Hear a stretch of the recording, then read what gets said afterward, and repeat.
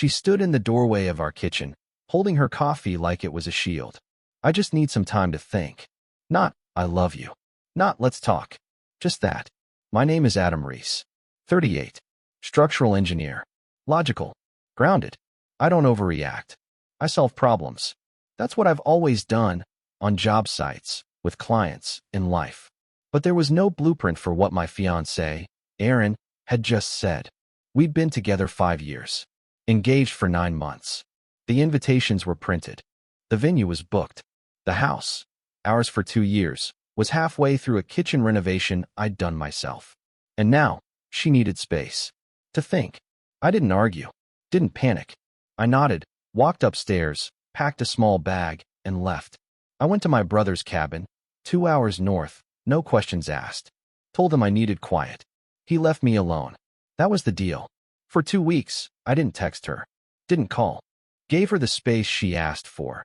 Even though every hour felt like a crack spreading across a wall I'd spent years reinforcing. I ran scenarios in my head like schematics. Maybe she was overwhelmed. Maybe she had cold feet. Maybe she just needed to miss me. But then I saw the photos. A mutual friend sent them. Said she didn't want to get involved, but thought I should know. There was Erin, downtown, at a rooftop bar, with her ex-hand on his chest, laughing. I stared at the image for a long time. Not angry, not heartbroken, just still. That was the moment something inside me went quiet. Not broken, just precise. I didn't call her, didn't confront her. Instead, I opened my laptop, checked the deed, the utilities, the accounts. Everything was still in my name. She'd asked for space. Now she was going to get all the space she wanted. I spent that night drafting a plan. By morning, I'd contacted a realtor. Quiet, fast, discreet. I gave her a week. Cash buyers only. I called a moving service. Explained I needed everything packed and stored, except Erin's things. Leave those behind. I listed my truck for sale. Booked a one-way flight to Colorado. Remote cabin. No signal. Friend of a friend. In 72 hours, the house was sold. The money was transferred. Everything I owned, gone from that house. And I left a single note on the kitchen counter. You needed time to think. I did too. We're done. No name. No return address. Just silence.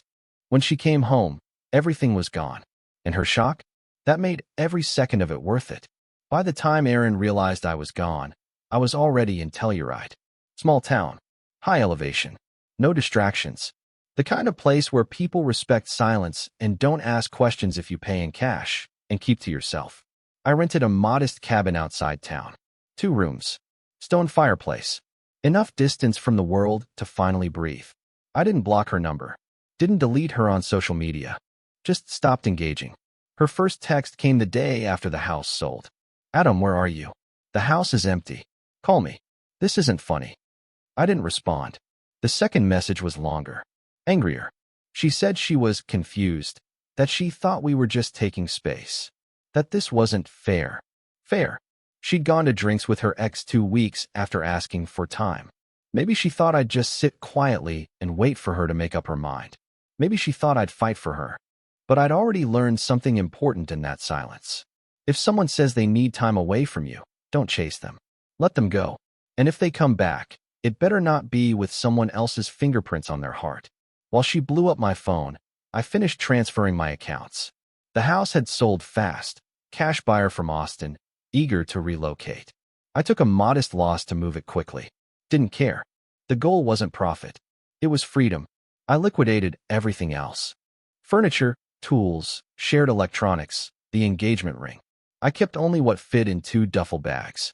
The rest? Gone. I stayed off social media. But one night, I checked hers. Just once. She'd posted a picture 2 days before everything collapsed, smiling, drink in hand, downtown skyline behind her.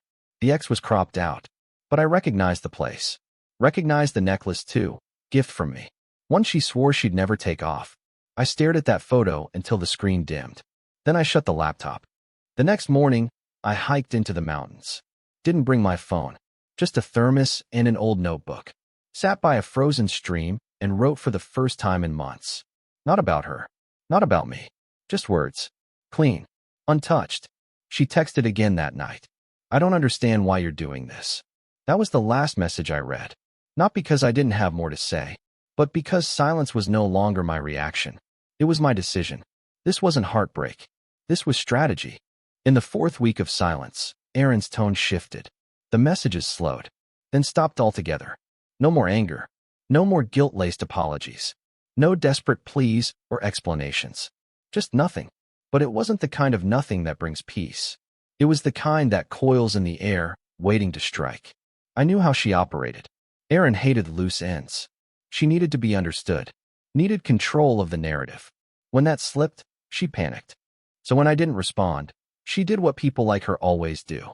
She turned to others. I started getting texts from mutual friends. First, the polite ones. Hey man, Erin's been trying to reach you. Everything okay? Then the guilt-loaded ones. She's devastated. Said you blindsided her. That you ghosted after she asked for a break. Classic revisionism. She wasn't devastated when she was clinking glasses with her ex. She didn't seem confused when she stepped back into a life she'd once walked away from. But now that she'd lost the house, the security, the version of me who waited quietly in the wings, now she was rewriting the script. I didn't answer any of them, because I wasn't interested in defending myself. I wasn't in the business of begging people to understand what had already happened.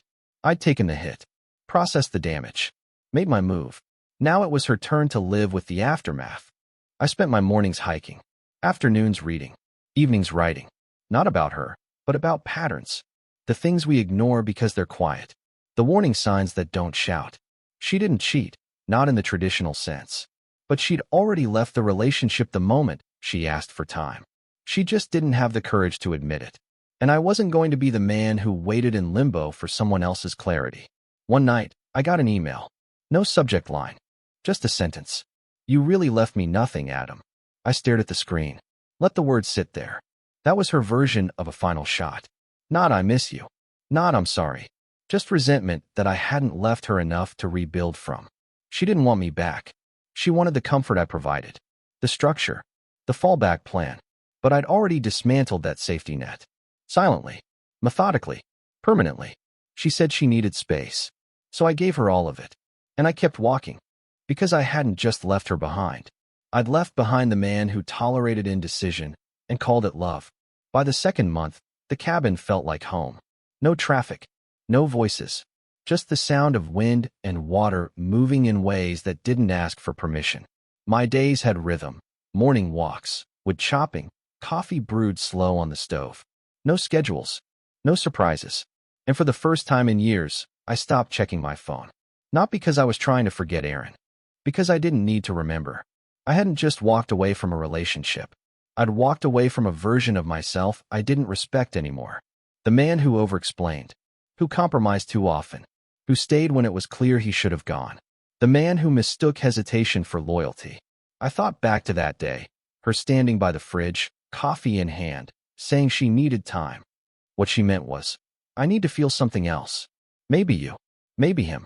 I'll decide later. But love doesn't wait in neutral. It either moves forward or it doesn't. That's why I moved everything so fast. Because I knew if I paused, if I gave her space to spin the story, I'd lose clarity. And clarity is everything. She hadn't just risked the relationship. She'd wagered my future, my trust, my dignity. So I packed it all up. Took what was mine. Left the rest. Even her engagement ring. I sold it for less than half of what I paid. Not out of spite. Out of principle. Because holding on to it would have meant I was still hoping for something to return. I wasn't. She'd told friends I blindsided her. That I overreacted. That we could have talked it out. But I'd watched how she smiled with him in that photo. How her body leaned in, natural and easy. That wasn't confusion. That was decision. She just hadn't told me yet. So I made the decision for both of us. And the shock in her silence said everything I needed to hear.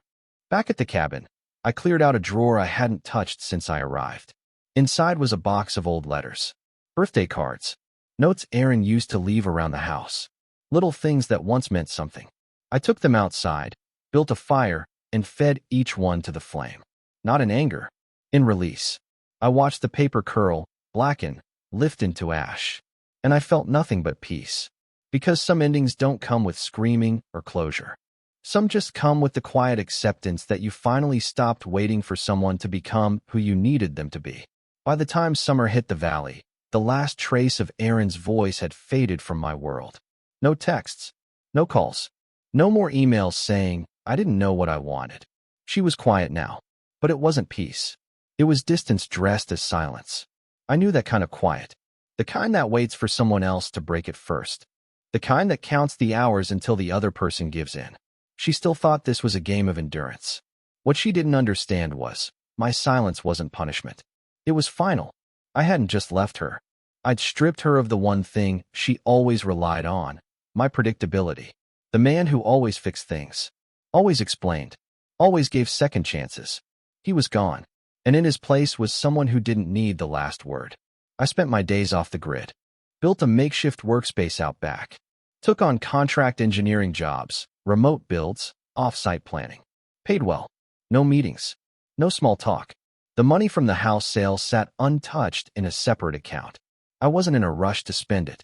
I wasn't chasing anything. One night, while organizing files on an old drive, I found a backup folder labeled wedding. Photos, venue contracts, registry lists, her dress fitting, our engagement trip to Bar Harbor. I didn't flinch. Just selected the folder, held down delete, and watched the progress bar crawl across the screen. Gone. The next morning, I walked into town, grabbed a coffee, sat at a bench overlooking the valley. A local woman sat beside me, maybe late 30s, hiking boots, windbreaker, a paperback in her lap. She nodded, smiled politely, then went back to her reading. That moment lasted maybe 5 minutes. We didn't speak, but I remember thinking, this is what respect looks like. Space without demand. Presence without weight. Not once had Erin given me that. Her love always came with conditions. If I worked late, she sulked. If I disagreed, she withdrew. If I needed space, she called it emotional distance.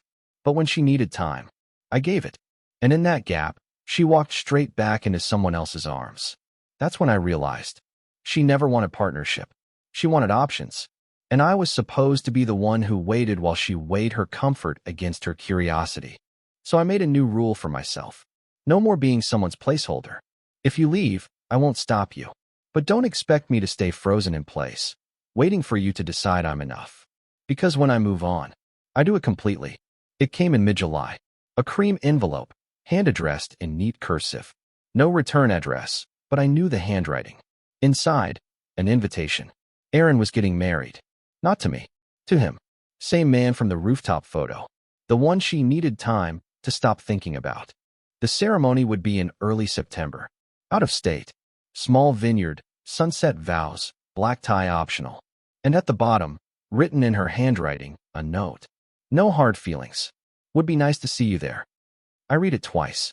Then again, the arrogance of it wasn't even what hit me hardest. It was the assumption that I'd still orbit her, that I'd show up, that I'd witness her new life from the audience like a loyal footnote. She wanted my silence to mean submission. She hadn't realized yet. I wasn't angry. I was done. I placed the invitation on the table and made tea. Sat by the window as rain started tapping the glass. Thought about everything I'd walked away from. Then I opened a new document on my laptop. Not a letter. A ledger. Because if she wanted closure, I'd give it to her. But not in the way she expected. I pulled up our old shared account records. Flagged every transaction I'd personally covered during our engagement. The security deposit. The wedding vendor deposits. The entire down payment on the house. She'd walked away from the relationship, but not from what it had cost me. For months, I'd let it go. Now I decided to close the loop. Quietly. Legally. I contacted a lawyer I trusted. Explained the situation. Asked if a claim could be filed. Not out of spite, but principle. She'd left with her conscience clean because I hadn't made noise. So I changed that. A notice was sent. Not hostile. Just factual. An outline of financial contributions made in good faith toward a marriage that never happened. A request for equitable reimbursement based on state law. Standard language. Nothing emotional. A week passed. Then another. And then I got a message. Not a call. Not a letter. Just a payment. Full amount. No note. No apology. No explanation. She understood now. The silence wasn't weakness. It was calculation. She had the wedding. I had my peace. And for the first time since she asked for space, we were finally even. Because I didn't need to crash her ceremony or torch the past to make my point. All I had to do was disappear the right way and make sure she never forgot what it cost to lose someone who knew exactly what he was worth. September 10th, the day Aaron had chosen to get married. I knew the date, the time, the location. I knew what kind of dress she'd probably wear, simple but expensive, something timeless with a forced softness to it. And I knew she expected me to react, to show up, to write, to crack, just a little. Instead, I drove to a lake 2 hours from my cabin. No signal, no roads, just silence, deep enough to feel like you've stepped off the map entirely. I brought a packed lunch, a thermos of coffee, and an old pair of boots. Sat at the edge of the water with my back against a tree and watched as birds flew low across the surface like they had somewhere better to be. The wedding came and went without me. I didn't need to see the pictures. I knew there'd be laughter. That someone would make a toast with words like, finally, and meant to be. That Aaron would smile in that practiced way, the one that looks effortless but isn't. She didn't want to marry me. That part was clear. What she wanted was the safety I offered, repackaged into someone she thought would hurt less to lose. But I wasn't the one afraid of loss.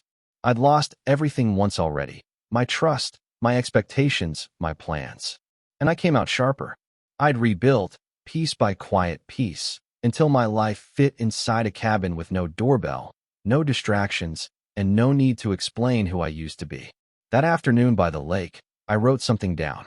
Not a letter, not a message, just a single sentence in a worn notebook. Closure doesn't come when they apologize. It comes when you stop needing them to. I watched the sun drop lower in the sky, turned the page, and kept writing. Not about her. Not anymore. About what comes next. I never saw Erin's wedding photos. Never checked to see if she changed her name. Never looked for updates. Because I wasn't interested in who she became. I was finally too busy becoming someone I recognized. Someone who didn't wait for permission to move on. Someone who didn't leave the lights on for people who walked away. The version of me she tried to put on pause? He didn't exist anymore. I buried him the day I sold the house and walked out clean. Now, I wasn't just living. I was free. 3 weeks after the wedding, I saw her again. Not in person. Not intentionally. I'd driven into a nearby town to pick up supplies. Coffee, fuel, a new lantern for winter. As I stepped out of the hardware store, I caught a glimpse of her across the street. She was stepping out of a bookstore, phone in hand, sunglasses perched on her head. And beside her, him, the husband. They looked normal, not overly happy, not miserable. Just two people walking, side by side, in silence. She didn't see me, but I watched her for a moment longer than I should have. Not out of longing, out of clarity. It was like seeing an old version of a life I almost lived, a version I'd outgrown. I walked the other direction, paid for my fuel, drove back to the mountains. Didn't tell anyone, didn't write it down. Because what was there to say? I didn't feel anger, or sadness, or curiosity, just distance. She used to be my future. Now she was background noise I'd learned to tune out. Back at the cabin, I split logs in the fading light. Worked until sweat soaked my shirt, until the rhythm of the axe drowned out everything else. That night, I sat by the fire and opened the notebook again. Wrote 3 words. I outlasted her. Not in bitterness, in endurance. She'd rushed to replace me. I'd rebuilt in silence. She'd staged a new beginning for an audience. I'd chosen one no one could interrupt. That was the difference. She needed someone watching to feel whole. I needed no one. When people asked why I left so completely, I used to say it was because I had no choice. Now I know better. I chose silence over spectacle, process over performance, peace over proximity. Erin had been a chapter, one filled with noise, conflict disguised as love, and promises with expiration dates. But I was writing in a new book now, and she wasn't in it. A week later, I got an email from a mutual acquaintance. Said Erin had asked about me. Said she was curious how I was doing. I didn't reply, because silence wasn't just how I left her. It was how I protected what I'd built since. And some lives aren't meant to be shared again. Not because of hate, but because they were never meant to continue past the point where trust ran out. It was late October when the phone rang. Not a text, not an email, a call, an actual voice on the line. The kind that used to mean something before everything got filtered through emojis and silence. I let it ring 3 times before answering. It wasn't Erin. It was her mother. Her voice was careful, like she was stepping over glass in the dark. She didn't ask how I was doing. She didn't pretend we were friends. She got to the point. Erin's struggling. She's not saying much, but I thought you should know. I waited. Then she said something that made everything pause. She's been talking about you. A lot. I didn't respond, because that didn't mean anything anymore. Talking isn't doing. Wondering isn't reaching. Missing someone doesn't undo walking away. Erin's mother said she wasn't asking for anything. No favors. No second chances. Just clarity. I said nothing. She hung up with a soft, "Take care," and that was that. I sat in the quiet afterward and stared at the wall, not thinking about Erin, but about the weight of silence. About how, sometimes, people don't come back for you. They just want to know if they still could. That call wasn't about love. It was about control. Even now, even after the wedding, the move, the messages, Erin still hadn't learned what it meant to lose someone fully. She wanted a window left open, but I'd sealed that house shut. That night, I walked outside and stared at the stars. They were sharp in the cold air, scattered like nails across black velvet. I remembered something from when we first moved into our house, how Erin said she wanted a forever kind of love. What she meant was a love that stayed when convenient, that forgave automatically, that absorbed her indecision like a sponge. But I'd stopped being that man the day I put my key on the counter and closed the door behind me. Love isn't unconditional. It's earned, protected, and sometimes ended. The next day, I changed my number. Not because I was running, because I was done being reachable by people who only remembered my worth when their lives fell apart. Erin had made her choice. I just made mine louder. Not with words, but with absence. Because in a world addicted to noise, there's nothing more powerful than being unreachable by the one who once took your presence for granted. The first snow came early that year. I woke to silence thick enough to feel. The world outside my window was white, untouched. Everything blanketed under a hush that only winter knows how to bring. And that's how I knew it was over. Not just the season. The story. Erin would never reach out again. Not because she understood, but because she realized the silence wasn't a tactic. It was the ending. Real endings don't come with arguments. They don't come with closure talks over coffee, or maybe one last dinner to talk it through. Real endings are cold. Still. Final. They arrive in the absence of noise, and they stay when nothing else does. That winter, I cleared the trail behind my cabin, built a fire pit out back, took up welding as a hobby. I stopped checking my phone at all. No need. The people who mattered knew where I was, and those who didn't weren't supposed to. A friend of mine visited in December. He knew about Erin, had seen it unfold from the outside. Over coffee, he said, "She thought you'd come back eventually." I looked at him and said one sentence. She underestimated my silence. That was it. Because people like Erin never expect the quiet ones to walk away for good. They think silence means hesitation, that it's a pause, not a decision. But mine was final. She got married. She built a life. But somewhere in that house, behind the smiling photos and filtered moments, she'll always carry the memory of how I left. No begging, no shouting, no grand scene, just precision, just absence. That's what unsettles people like her the most. Not the loss, but how clean the cut was. Because when someone truly values you, they fight for you before they lose you. Not after. And she waited too long. Now, years later, I no longer think about her the same way. She's a paragraph in a story I don't reread. A name I don't say out loud. She doesn't live in my head. She lives in a chapter that's sealed shut. And that is the final move. You don't win by getting even. You win by becoming untouchable. Not to hurt them, but to protect yourself. I didn't take revenge. I took everything else. My peace, my power, my life back. And in the end, her shock, when she realized there'd be no encore, no explanation, no access. That was all the closure I ever needed. Real men don't explode. They exit. Subscribe for more power stories.